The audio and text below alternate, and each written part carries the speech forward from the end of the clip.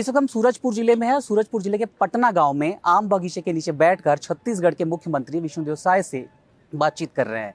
मुख्यमंत्री सुशासन तिहार में निकले हैं, पूरे प्रदेश का दौरा कर रहे हैं, गांव-गांव जा रहे हैं, खेत खलिहान में बैठ रहे हैं, लोगों से बातचीत कर रहे हैं, उनकी समस्याओं को सुन रहे हैं और मौके पर ही उन समस्याओं का निदान भी मुख्यमंत्री कर रहे हैं। हमारे साथ मुख्यमंत्री विष्णुदेव साय मौजूद है। बहुत बहुत स्वागत है इस बातचीत में आपका। जी धन्यवाद। आमतौर पर इस तरीके से जो एक दौरा मुख्यमंत्री करते हैं वो सरकार के 3-4 साल बीत जाते हैं, तब वो इस लिहाज से जाते हैं कि मैदानी स्तर पर वो देखें कि योजनाओं की समीक्षा कर ली जाए, कामकाज किस तरीके से चल रहा है, प्रशासनिक कसावट किस तरीके से लाया जाए। 1.5 साल की सरकार है और ऐसा क्यों लगा कि अब ही ज़मीन पर जाकर योजनाओं की समीक्षा करनी है और प्रशासनिक कामकाज की भी निगरानी करनी है? देखिए, 2023 के विधानसभा चुनाव में छत्तीसगढ़ की जनता ने हमारे देश के यशस्वी प्रधानमंत्री श्री नरेंद्र मोदी जी और उनके द्वारा किए गए वादा, जिनको मोदी की गारंटी नाम दिए, उस पर विश्वास करके बहुत बड़ा जनादेश भारतीय जनता पार्टी को दी और 54 सीट और 46% मतदान देकर हम लोग को सरकार में बैठाई।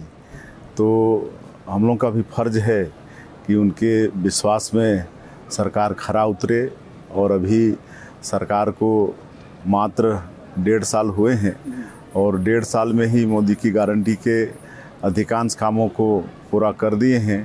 प्रधानमंत्री आवास से लेकर किसानों से किया गया वादा, 70 लाख से ज़्यादा माता बहनों को महतारी बंधन योजना का प्रति महीना 1,000 रुपया, रामलला दर्शन योजना, तेंदुपत्ता का कीमत 5,500 मानक बोरा, रामलला दर्शन योजना, ये सब काम को पूरा किए हैं। और हम लोग सुशासन की बात करते हैं और हमारे प्रदेश में सुशासन एवं अभिसरण एक विभाग का भी गठन किए हैं।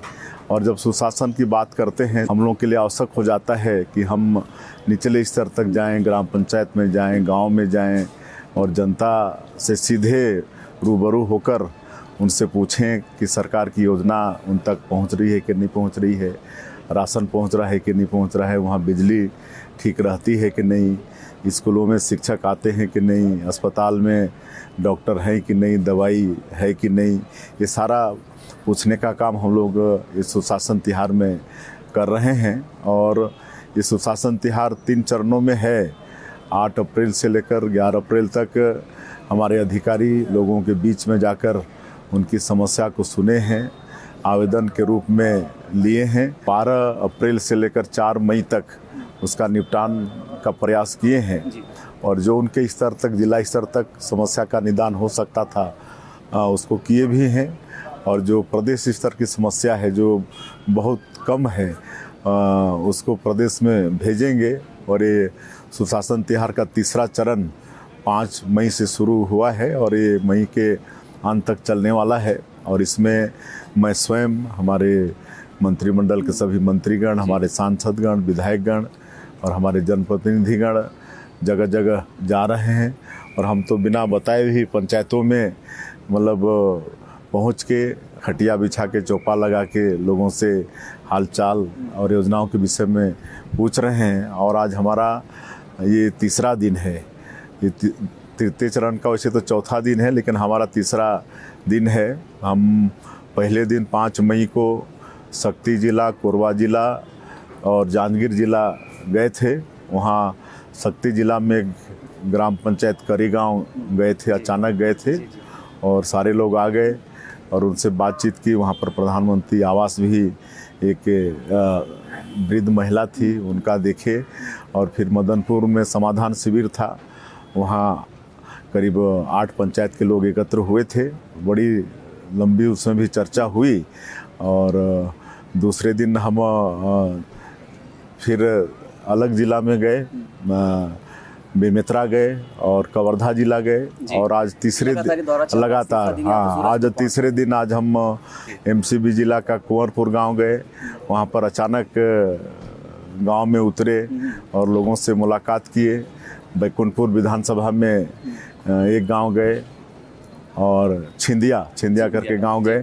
और अभी ये पटना सूरजपुर जिला के पटना यहाँ पर 15 ग्राम पंचायत का समाधान शिविर यहाँ पर लगा था, जिसमें भारी संख्या में 15 पंचायत के लोग यहाँ पर आए हुए हैं। और यहाँ जो प्रतिवेदन जिला के कलेक्टर ने प्रस्तुत किया उसमें 98% समस्याओं का समाधान हो चुका है। अच्छा, और जो प्रदेश स्तर की समस्या है वही बाकी है, जिसको हम लोग प्रदेश से करेंगे। मुख्यमंत्री जी, एक चीज़ आपने कही, शक्ति से आपने शुरुआत किया। शक्ति का जो इलाका है और नेता प्रतिपक्ष चरणदास महंत का इलाका है, इसके पीछे कोई राजनीतिक संकेत देने की भी कवायद थी क्या?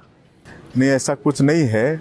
जब हम विकसित छत्तीसगढ़ की बात करते हैं तो छत्तीसगढ़ के सभी जिलों का, सभी वर्गों का विकास उसमें निहित है। शक्ति से मतलब शक्ति लेके पूरे इस पूरे सुशासन तिहार में जा रहे हैं, तो ये कि संयोग ही था। हमको तो सभी जिलों में जाना है, सभी जिलों के लोगों से मिलना है और सरकार की क्या परफॉर्मेंस है उसके विषय में जनता से जानना है। सुशासन पर बड़ा जोर है आप लोग का। आपने खुद बताया कि अभी विभाग भी, सुशासन अभिकरण विभाग भी आप लोगों ने बनाया था जब सरकार का फॉर्मेशन हुआ। पिछली सरकार और अब की सरकार में, हालांकि 1.5 साल की ही सरकार है, कितना कुछ बदलाव इस राज्य ने महसूस किया है मुख्यमंत्री से? देखिए, लगातार 15 साल भारतीय जनता पार्टी की सरकार थी और डॉक्टर रमन सिंह के नेतृत्व में छत्तीसगढ़ का चहुमुखी विकास हुआ। लेकिन 2018 के विधानसभा चुनाव में छत्तीसगढ़ की जनता ने कांग्रेस को बहुत बड़ा जनादेश दिया। करीब 70-71 विधायक उनके थे, 36 वादे किए थे छत्तीसगढ़ की 3 करोड़ जनता से। लेकिन 5 साल उनको काम करने का पूरा समय मिला। उसके बाद भी 36 वादा में एक भी वादा पूरा करने में सफल नहीं हुए। और इसीलिए और वादा ही पूरा नहीं किए बात अलग है, लेकिन पूरे प्रदेश को भ्रष्टाचार में झोंक दिए, अपराध का गढ़ बना दिए। करप्शन का इतना बोलबाला हो गया कि हर चीज़ में करप्शन हुआ, कोयला में, शराब में, बालू में, डीएमएफ में और तो और महादेव सट्टा ऐप में, पीएससी जैसे कोई तो जो संस्था है बेटा बेटियों के भविष्य के लिए, उसमें भी भ्रष्टाचार हुआ और जांच हो रही है। तो इनके लोग आज जेल के अंदर हैं, कुछ लोग बेल में हैं और कुछ लोग जेल जाने की तैयारी में भी हैं। तो इस तरह से पूरा छत्तीसगढ़ की जनता का उन्होंने विश्वास खोया और इसलिए 2023 के विधानसभा चुनाव में उनको भारी हार का मुंह देखना पड़ा। तो ये बदलाव की शुरुआत के तौर पर इसे देख रहे हैं? जी बिल्कुल। और 5 साल कांग्रेस की सरकार से मतलब दुखी होकर यहाँ की जनता फिर से भारतीय जनता पार्टी को भारी मतों से। भ्रष्टाचार का आपने जिक्र किया। पहला देश इस वक्त छत्तीसगढ़ ऐसा होगा जहाँ पर सीबीआई भी जांच कर रही है, ईडी भी जांच कर रही है, आईटी भी जांच कर रही है। तमाम जो केंद्रीय जांच एजेंसीज हैं वो बड़े अलग अलग घोटालों की जांच कर रही हैं। कोयला घोटाला, शराब घोटाला, डीएमएफ में भी अब एंट्री हो ही रही है। इसके अलावा शराब घोटाला, चावल घोटाला। छत्तीसगढ़ में इतनी सारी जांचें एक साथ, इस पर क्या कहेंगे? अब मैं समझता हूँ देश के किसी प्रदेश में इतनी घोटाला नहीं हुए होंगे जो कांग्रेस के 5 साल में हुए। और आज इसलिए सभी एजेंसियों को यहाँ पर जांच भी करना पड़ रहा है। और कांग्रेस की सरकार में तो सीबीआई और केंद्रीय एजेंसी को ये लोग बैंड करके रखे थे, मतलब उनको आने ही नहीं दिए छत्तीसगढ़ के अंदर में। दोषीदार को दंडित भी कर रहे हैं। मुख्यमंत्री जी, विधानसभा में आपने एक बयान दिया था। आपने ये कहा था कि लाल फीताशाही किसी काम को रोकने फाइलों में लाल फीता लगाकर रख देती थी। अब हालात कितने बदल चुके हैं?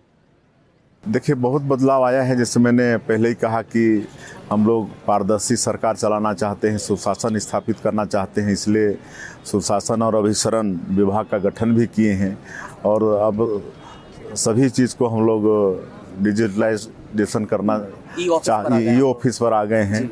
अब हमारा मतलब फाइल भी मतलब डिजिटल से चलेगा, मतलब ई ऑफिस के रूप में हम लोग परिवर्तित कर दिए हैं। और जितने जो भ्रष्टाचार के जो रास्ते थे, चाहे वो आपके कोयला में, चाहे शराब में, वो सबको रास्ते बंद कर दिए हैं। एक महत्वपूर्ण चीज़ हम लोगों ने देखी, एनालिसिस किया कि दूसरे राज्यों में निवेश जुटाने की जो मुहिम चलती है तो बड़े बड़े आयोजन होते हैं, ग्लोबल इन्वेस्टर मीट, इस तरीके के कई बड़े आयोजन। छत्तीसगढ़ सरकार ने कोई ऐसा बड़ा आयोजन नहीं किया, लेकिन बावजूद इसके 4.5 लाख करोड़ का निवेश आपकी सरकार में आ चुका है। एक तो देखिए, हमारे प्रदेश के उद्योग मंत्री श्री लखनलाल देवांगन जी और उनकी पूरी टीम बहुत मेहनत करके, सबसे सलाह मशुरा करके एक नई उद्योग नीति लाए हैं, जो कि बहुत अच्छा है। और नई उद्योग नीति में सबका ख्याल किया गया है। एसटी एससी कोई उद्यमी बनना चाहते हैं तो महिला, कोई दिव्यांग हैं तो ये सबके लिए ध्यान दिया गया है। और हम लोग रोज़गार पर ज़्यादा ध्यान दिए हैं कि अगर कोई उद्यमी 1000 करोड़ का निवेश लाएगा या 1000 लोगों को रोज़गार देगा तो उनको और सहूलियतें देंगे। और ST/SC लोगों को तो 1 रुपये एकड़ में ज़मीन भी मतलब उद्यम के लिए देने का नई औद्योगिक नीति में प्रावधान है। और इसको हम लोग इन्वेस्टर कनेक्ट के रूप में अभी दिल्ली, मुंबई, बेंगलुरु, रायपुर ये सब में अपनी नई उद्योग नीति को रखे हैं। तो बहुत ही कारगर हो रहा है, असरकारक हो रहा है। और इतने कम दिनों में 4.5 लाख करोड़ से ज़्यादा का निवेश प्रस्ताव प्राप्त हुआ है और काम भी चालू हो गए हैं। छत्तीसगढ़ में मतलब देश का दूसरा और छत्तीसगढ़ का पहला सेमीकंडक्टर चिप्स निर्माण के लिए उद्योग का भूमि पूजन कर चुके हैं, उसमें काम चालू हो गया है। AI based data centre park अभी 2 दिन पहले हाँ उसका भूमि पूजन किए हैं। और भी बहुत सारे टेक्सटाइल के सेक्टर में, आपके स्टील के सेक्टर में बहुत सारे और उद्योग आने वाले हैं। पिछली सरकार के दौरान तब अक्सर एक आरोप बीजेपी लगाती थी कि राज्य का खजाना खाली हो चुका है, सरकार की स्थिति बेहद खराब है, तनख्वाह देने तक के पैसे सरकार के पास नहीं बचे हैं। आपकी सरकार आ गई तो GST कलेक्शन बढ़ गया है राज्य में, आर्थिक सेहत क्या सुधरी है? देखिए, हम लोगों का नीति और नियत दोनों स्पष्ट है और साफ है। और इसलिए जितने भी पिछली सरकार में लीकेज थे वो सबको हम लोगों ने बंद किया है। GST कलेक्शन में हम लोग पूरे देश में नंबर 1 हैं। करीब 18,000 करोड़ का GST कलेक्शन हुआ है। और चाहे शराब में, चाहे कोयला में, जो भी भ्रष्टाचार के रास्ते थे सब बंद कर दिए हैं। और आज राजस्व की प्राप्ति हो रही है। और हम लोग आज धान का अंतर राशि भी दे पा रहे हैं और 70 लाख हमारी माता बहनों को महतारी बंधन का पैसा भी दे पा रहे हैं। मैं ये भी कहा कि किसी गांव में यदि कोई नई बहू आई है वो भी अपना रजिस्ट्रेशन करा ले। जी बिल्कुल बिल्कुल। हाँ, उनका नाम तो जुड़ना ही है महतारी बंधन योजना में, तो सबका नाम जोड़ने का काम करेंगे। जी मुख्यमंत्री जी, नक्सल के बगैर चर्चा अधूरी हो जाएगी आपसे। नक्सलवाद को लेकर जिस तरीके से अटैक किया जा रहा है, केंद्र सरकार के सपोर्ट से माओवादी लगातार बैकफुट पर हैं। आने वाले दिनों में आपके मुख्यमंत्रित्व काल की ही बात कर लें, बस्तर कितना कुछ बदलता हुआ नजर आएगा? देखिए, 1.5 साल में हम लोग नक्सलवाद के साथ लड़ाई बहुत मजबूत कर दिए हैं। और हम लोग का सौभाग्य कि सरकार बनने के दूसरे ही महीना हमारे देश के यशस्वी गृह मंत्री अमित शाह जी छत्तीसगढ़ आए और प्रदेश शासन का भी और हमारे सुरक्षा बल के जवानों का भी हौसला अफजाई किए। और ये संकल्प भी लिए कि 2026 31 मार्च तक पूरे देश से नक्सलवाद को समाप्त करना है। और हम लोग भी और हमारे जवान मजबूती के साथ लड़ाई शुरू कर दिए। और डबल इंजन की सरकार का भी लाभ मिल रहा है। और जिस तरह से 15 महीने में हम लोगों ने नक्सलवाद के साथ लड़ा है और लगातार ऑपरेशन हो रहे हैं, तो मुझे पूरा विश्वास है कि हमारे आदरणीय गृहमंत्री जी का संकल्प पूरा होगा। बस्तर जैसे क्षेत्र में भी शांति व्यवस्था कायम होगी। तो बस्तर की पहचान तो नक्सलवाद के लिए होती थी देश भर में, अब बस्तर की पहचान किस रूप में होगी? उद्योग वहाँ पर जाएंगे, टूरिज्म वहाँ पर डेवलप होगा? में टूरिज्म की बहुत संभावना है। वहाँ पर चित्रकूट जलप्रपात है, आपका तीरथगढ़ जलप्रपात है, और भी जलप्रपात है। वहाँ पर आपका अबूझमाड़ जैसा डेंस और लंबा चौड़ा कई हजार वर्ग किलोमीटर में फैला हुआ जंगल है। कुटुमसर का गुफा है। और ये सौभाग्य का विषय है कि एक गांव है धुड़मारास बस्तर का, जिसको अंतर्राष्ट्रीय पर्यटन संस्थान भी चयन किया है। और होम स्टे वहाँ पर बाहर के टूरिस्ट जो आते हैं होम स्टे बड़ा पसंद करते हैं। तो हम लोग होम स्टे को भी बढ़ावा दे रहे हैं, टूरिज्म को उद्योग का धंधा दे रहे हैं। वहाँ पर नक्सलियों का गोली नहीं, मतलब अब वहाँ पर पर्यटन वहाँ पर विकसित होगा। हमारे स्कूल में घंटी बजेगी। अब पहली बार वहाँ बंद पड़े स्कूलों को भी खोल रहे हैं। और अभी जो चुनाव भी हुआ, पंचायत चुनाव, नगरीय निकाय के चुनाव, इस सब में लोगों ने बढ़ चढ़ कर भाग भी लिया। और जो राष्ट्रीय पर्व थे उसमें कई जगहों पर जहाँ तिरंगा लहराता नहीं था वहाँ पर तिरंगा भी लहराया है। धर्मांतरण बीजेपी का एक बड़ा मुद्दा रहा है और आपकी सियासत को यदि देख ली जाए तो शुरुआती दौर से ही आप भी धर्मांतरण के विरोध में कई बड़े आंदोलन करते थे। जुदेव परिवार के साथ लगातार आपने धर्मांतरण के खिलाफ काम किया, नतीजे भी पक्ष में आए। अब चूंकि सरकार में बतौर मुख्यमंत्री आप काम कर रहे हैं तो ये जो है जाहिर आपकी प्राथमिकता में तो होगा ही, रणनीति क्या है?